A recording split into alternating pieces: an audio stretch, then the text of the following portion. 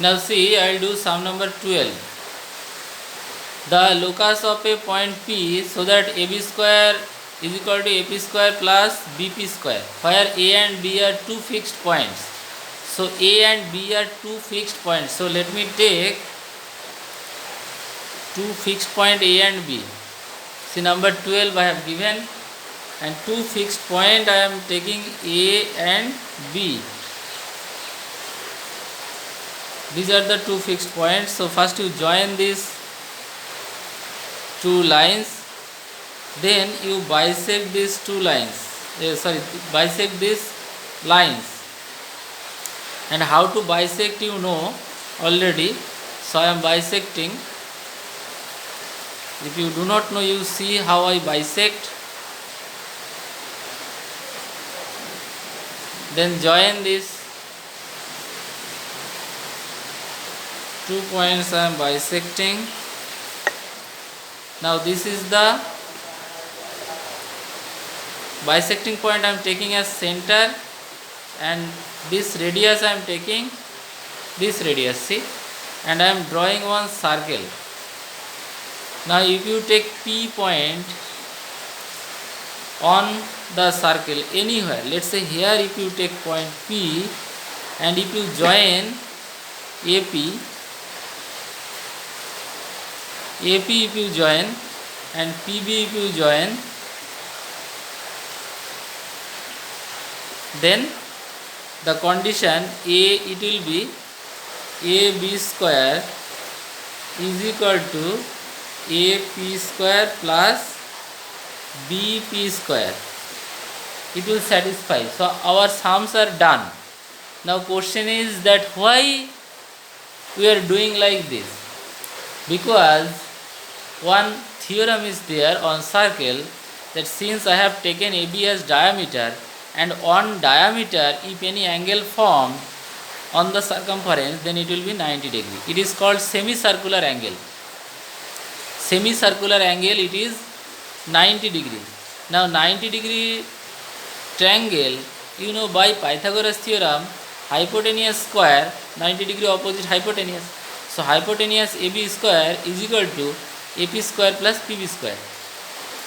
This is other two sides. These are other two sides. So hypotenuse square equal to other two sides square sum, that I have written here. Now question is that P, what is the locus of P?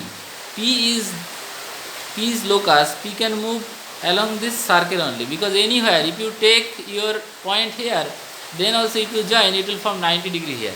That means AB square equal to AP square plus BP square it will be.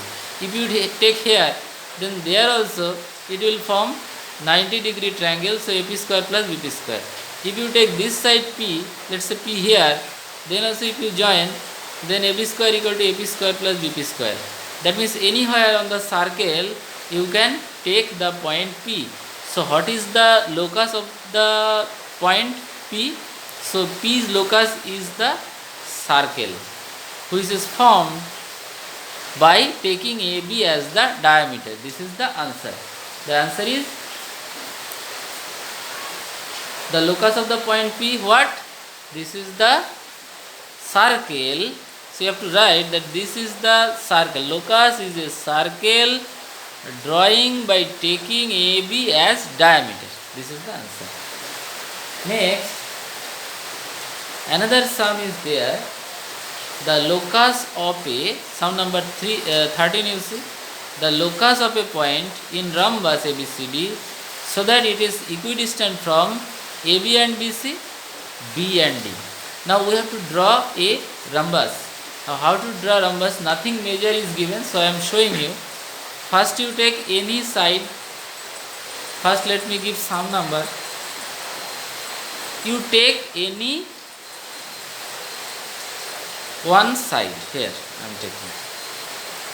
Then another angle you draw.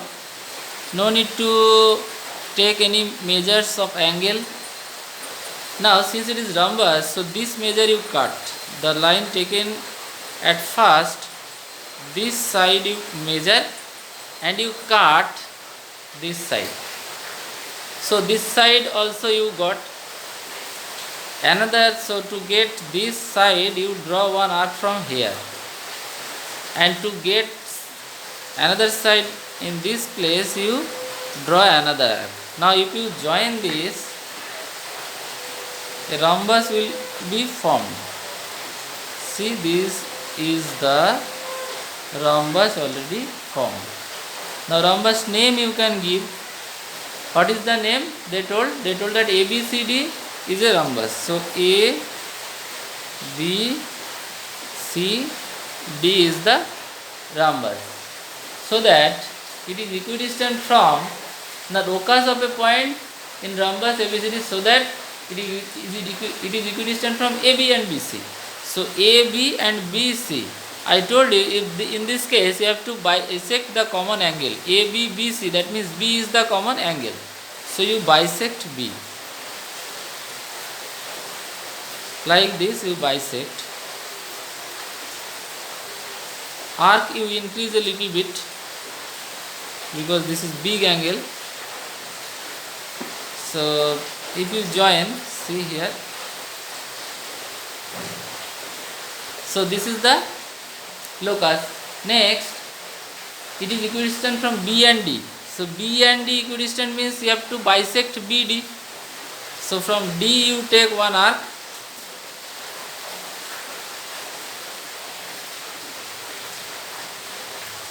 and from D and from B also you take another arc. Now join these two.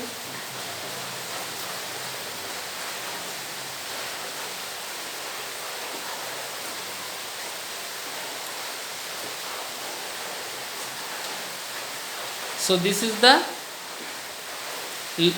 locus. So that's all for this sum.